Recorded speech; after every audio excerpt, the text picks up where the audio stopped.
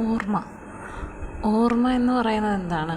എന്നോട് ആരെങ്കിലും ഓർമ്മ എന്താണെന്ന് ചോദിച്ചാൽ മറന്നുപോയി എന്നതിനെ മറ്റൊരു വാക്ക് പറയുകയാണ് ഓർമ്മയെന്നാണ് എനിക്ക് പറയാൻ തോന്നുന്നത്.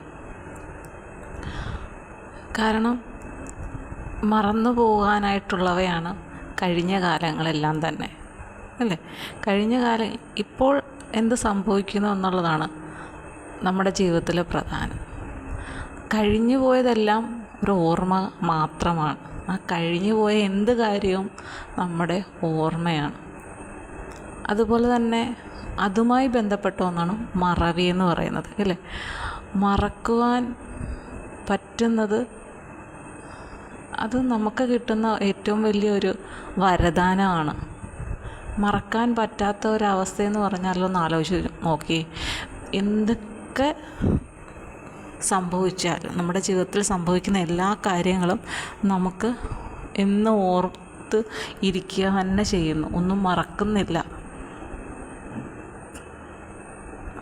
അതെത്ര വലിയ ഒരു മോശമായ അവസ്ഥയാണ് നമുക്ക് നൽകുന്നതെന്നറിയാം. നമ്മുടെ മാനസിക അവസ്ഥയിൽ ഒരുപാട് പ്രശ്നങ്ങൾ ഉണ്ടാക്കും. കാരണം സുഖമായാലും ദുഃഖമായാലും ഇതെല്ലാം നമ്മുടെ ജീവിതത്തിലുള്ള ഒന്നാണ്, അല്ലേ?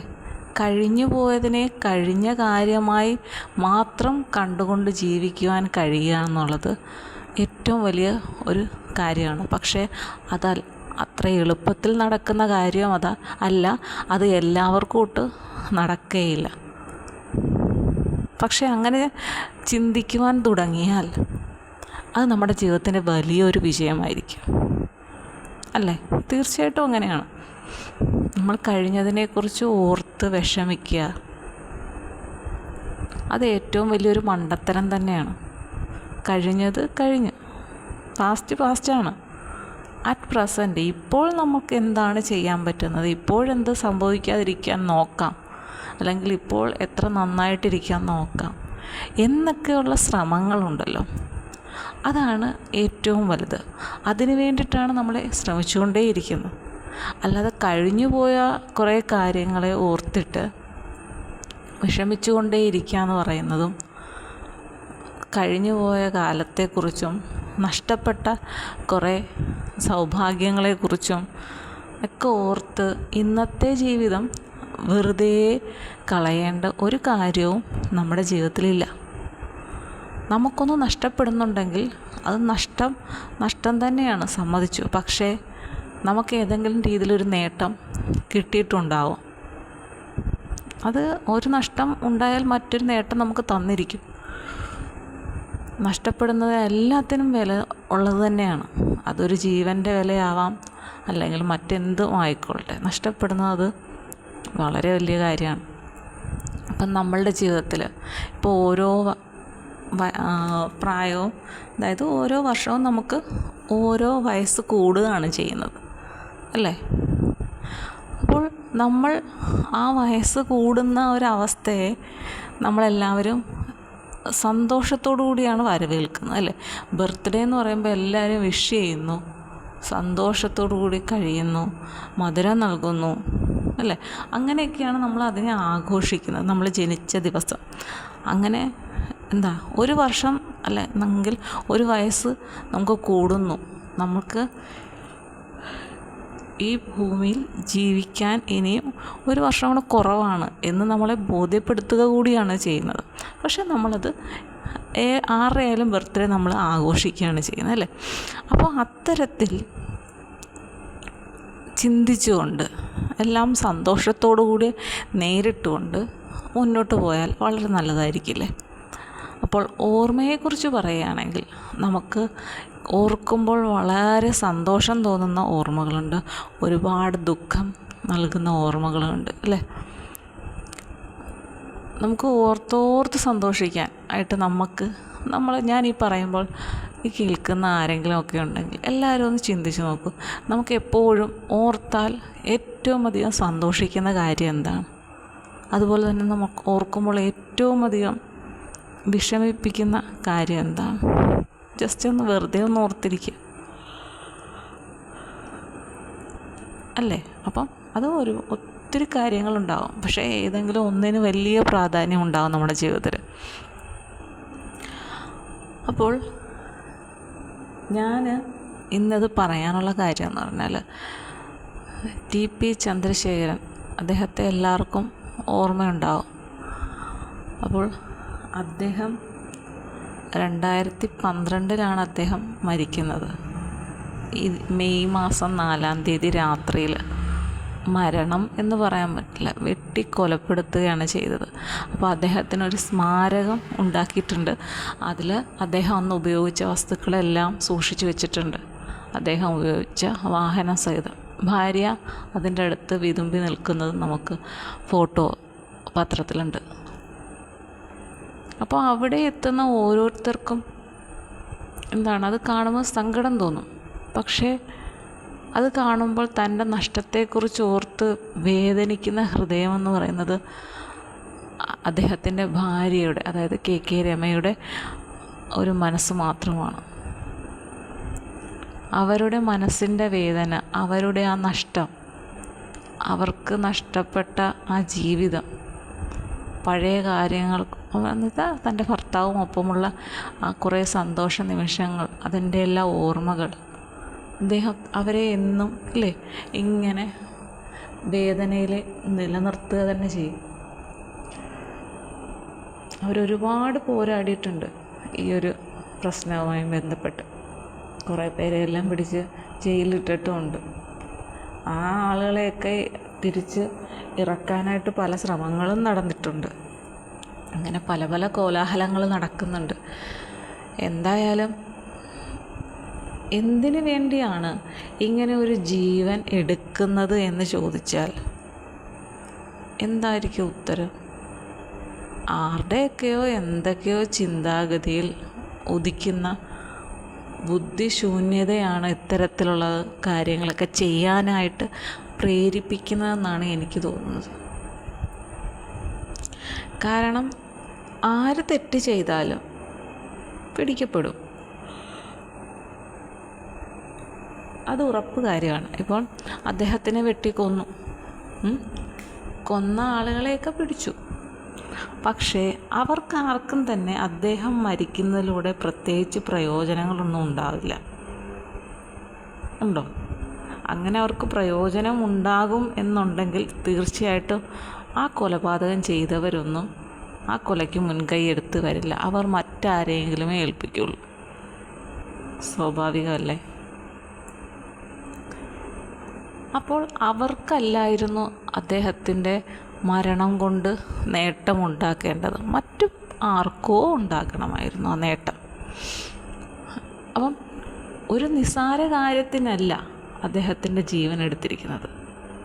അത് ഉറപ്പ് കാര്യമാണ്. ബുദ്ധി വേണമെന്നില്ല, ഒരു കോമൺ സെൻസ് ഉള്ളവർക്ക് മനസ്സിലാക്കാൻ പറ്റും.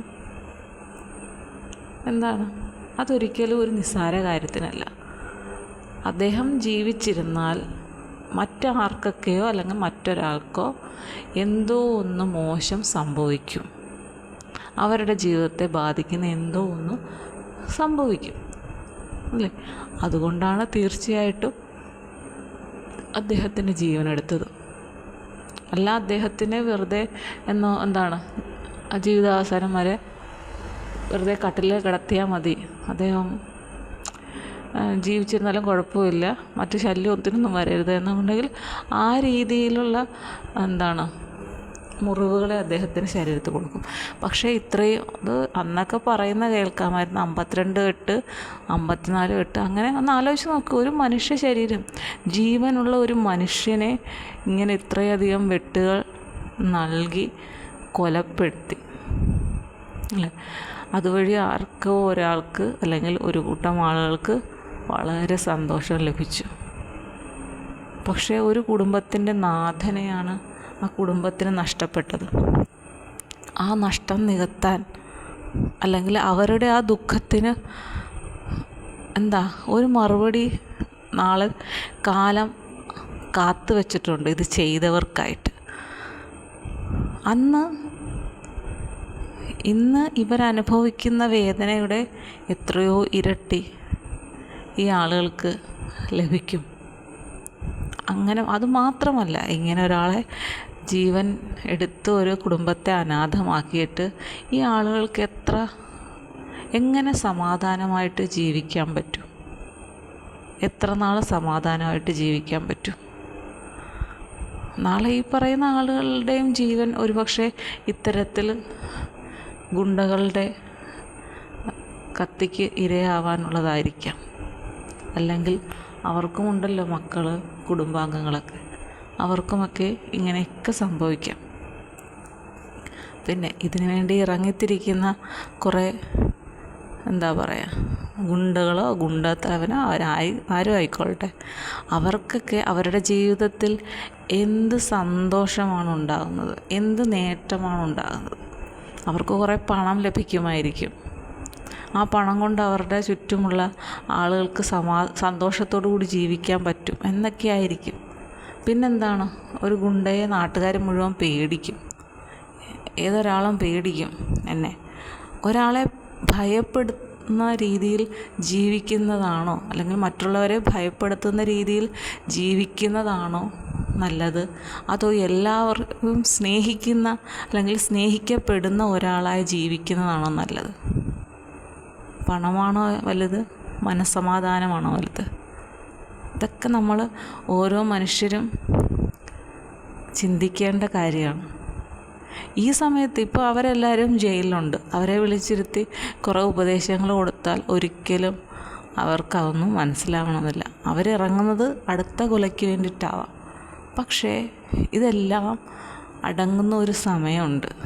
ആ സമയത്ത് അവരെ വിളിച്ചിരുത്തി ഇതിനപ്പുറം സംസാരിക്കണം. ഓരോ നിമിഷം കുറ്റബോധം അവരെ വേട്ടയാടുന്ന രീതിയിൽ തന്നെ സംസാരിക്കണം. പിന്നെ ഒരു കാര്യമുണ്ട്, ജയിൽവാസമാണ്. അവിടെ കിടന്ന് കുറേയൊക്കെ കഴിയുമ്പോൾ മനസ്സ് മുരടിക്കാൻ തുടങ്ങും. മാനസിക സമ്മർദ്ദം മൂലം പല പ്രശ്നങ്ങളും ഉണ്ടാവും. പിന്നെ ഒരാൾ ജനിക്കുമ്പോഴേ ഒരു ഗുണ്ടയായിട്ടോ തല്ലുകാരനായിട്ടോ ഒന്നും ജനിക്കുന്നില്ല. അതും നമ്മൾ പറയേണ്ട ഒരു കാര്യമാണ്. എല്ലാവർക്കും ഒരു സാഹചര്യം എത്തുമ്പോഴാണ് ആ ഒരു തലത്തിലേക്ക് അവർ മാറിപ്പോകുന്നത്. എന്താണ് ആ ഒരു തലം എന്ന് വെച്ചാൽ, ഒന്ന് എന്ന് പറയുന്നത് കുടുംബാന്തരീക്ഷമാണ്. അല്ലെന്ന് നമുക്കൊരിക്കലും പറയാൻ പറ്റില്ല. കുടുംബാന്തരീക്ഷത്തിലാണ് പലപ്പോഴും കുട്ടികൾക്ക് അല്ലെങ്കിൽ ഒരു പ്രായമെത്തുന്നവർക്ക് മനസ്സ് മാറിപ്പോകുന്നത്. കുടുംബത്തിൽ സന്തോഷമാണ് എങ്കിൽ അവരുടെ ജീവിതത്തിൽ അവർക്ക് സന്തോഷമാണ് ആഗ്രഹം, പണത്തിനോടായിരിക്കില്ല. പക്ഷേ വീട്ടിൽ പണമില്ലാത്തതിൻ്റെ പ്രശ്നമാണ് പ്രധാനമായിട്ടും. പണമില്ലാത്തതിൻ്റെ പേരിൽ നിരന്തരം പ്രശ്നങ്ങളാണ് വീട്ടിൽ നടക്കുന്നതെങ്കിൽ ഏതൊരു കുട്ടിയും ആഗ്രഹിക്കുന്നത് എത്രയും പെട്ടെന്ന് കുറച്ച് പണം സമ്പാദിക്കണം, എത്രയും പെട്ടെന്ന് കടങ്ങൾ തീർക്കണം. അതിന് നേരായ മാർഗം വേണമെന്നില്ല. പക്ഷേ ചുറ്റുപാടുമുള്ള ആളുകൾ പറയും, നമുക്ക് പണമല്ലേ, അത് ഇന്നത് ചെയ്ത് കഴിഞ്ഞാൽ എളുപ്പം ലക്ഷങ്ങളുണ്ടാക്കാം എന്ന് പറഞ്ഞ് പ്രോത്സാഹിപ്പിക്കുവാനും ആളുകളുണ്ടാവും. അപ്പോൾ അത്തരത്തിലുള്ള പ്രോത്സാഹനങ്ങളിലൊക്കെ പലപ്പോഴും കുട്ടികൾ വീണുപോകും. എന്തും പറയാനും ആരോട് വേണമെങ്കിലും എന്ത് വേണമെങ്കിലും പറയുവാനും ചെയ്യുവാനുമുള്ള മാനസികമായിട്ടുള്ള ആ ഒരു കരുത്ത് മിക്കവാറും കുട്ടികൾക്ക് ഇപ്പോൾ ഉണ്ട്. അങ്ങനെയൊക്കെ ഒരു കരുത്ത് ചെറുപ്രായത്തിൽ നേടി ഒരു ആളുകളോട് മര്യാദയ്ക്ക് സംസാരിക്കേണ്ടത് എങ്ങനെയാണ് എന്ന് അറിയാതെ, വീട്ടിലാരും നിയന്ത്രിക്കാനില്ലാതെ അഴിച്ചുവിട്ട കാളയെപ്പോലെ ഇങ്ങനെ നടക്കുന്ന ശീലിക്കുകയാണ്. അങ്ങനെ ശീലിച്ചെന്താണ് ലാസ്റ്റ് വീട്ടുകാർക്കും ബോധോദയം ഉണ്ടാകുമ്പോൾ ഇവരെ പിടിച്ചു കെട്ടാൻ നോക്കും. പക്ഷെ നടക്കില്ല. അത് പിന്നീട് ഒരിക്കലും നടക്കത്തില്ല. കാരണം ചില ബന്ധങ്ങളിൽ അല്ലെങ്കിൽ ചില കൂട്ടുകെട്ടുകളിൽ ചെന്ന് വീണു പോയാൽ പിന്നെ ഒരിക്കലും അവിടുന്ന് തിരിച്ചു കയറാൻ പറ്റില്ല. അതിന് എന്തൊക്കെ ശ്രമിച്ചാലും, ഏതൊക്കെ രീതിയിൽ ശ്രമിച്ചാലും. കാരണം നമ്മൾ സിനിമയിലൊക്കെ കാണുന്നതല്ലേ, അതിലൊക്കെ കുറേയൊക്കെ വാസ്തവമുണ്ട്. നമ്മളൊരു കൂട്ടുകെട്ടിൽ പോകുന്നു. ഇപ്പം ലഹരി എങ്ങനെ വരുന്നു, എവിടുന്ന് വരുന്നു, ആരൊക്കെയാണ് കണ്ണികൾ എന്നെല്ലാം അറിയാവുന്ന ഒരു വ്യക്തിയെ ഞാൻ ഇനി ഇങ്ങനത്തെ ഒരു ജോലിക്ക് വരുന്നില്ല എന്ന് പറഞ്ഞുകൊണ്ട് തിരിച്ച് നടന്നാൽ തീർച്ചയായിട്ടും അതിനൊപ്പമുള്ള ആ സംഘത്തിലുള്ളവർ പേടിക്കും. കാരണം തങ്ങളുടെ രഹസ്യങ്ങൾ അവനെല്ലാം അറിയാം. അവൻ തീർച്ചയായിട്ടും നല്ലവനാകാൻ ശ്രമിക്കുകയാണ്. അപ്പോൾ അവൻ തീർച്ചയായിട്ടും മറ്റുള്ളവരെ അറിയിക്കേണ്ടവരെ ഈ കാര്യങ്ങളെല്ലാം അറിയിക്കും. ഞങ്ങളുടെ നിലനിൽപ്പിനെ അത് ബാധിക്കും. ഇങ്ങനെയൊക്കെയുള്ള ചിന്തകൾ ആ ഗ്യാങ്ങിനുണ്ടാവും. അപ്പം അവരെന്താണ് അതിന് ഒരു സൊല്യൂഷൻ കണ്ടെത്തും. പിരിഞ്ഞു പോയവനെ ഇല്ലാണ്ടാക്കുക. ഇങ്ങനെയൊക്കെ ഓരോ ജീവനുകൾ നഷ്ടപ്പെട്ടു പോകും. ഒരു കുഞ്ഞിന് വേണ്ടിയിട്ട് കാത്തിരുന്ന് കുഞ്ഞാകുന്നു, അതിനെ വളർത്തി വലുതാക്കുന്നു, വലുതായി സ്വന്തം കാലിൽ നിൽക്കാൻ ഉള്ള പ്രായമാകുമ്പോൾ അത് അതിൻ്റെ ഇഷ്ടപ്രകാരം ജീവിക്കാൻ തുടങ്ങുന്നു.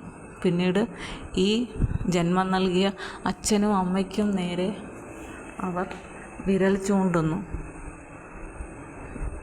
അവർ പറയുന്ന ഒന്നും മനസ്സിലാക്കാതെ ജീവിതം ഏതോ ആർക്കോ വേണ്ടിയൊക്കെ ഇല്ലാണ്ടാക്കുന്നു. അങ്ങനെ സമൂഹത്തിന് ഒരു വലിയ ബാധ്യതയായി മാറുന്നു. ശരിയല്ലേ? ബാധ്യത എന്ന് പറയുമ്പോൾ അതൊരു ഭീഷണി തന്നെയാണ്.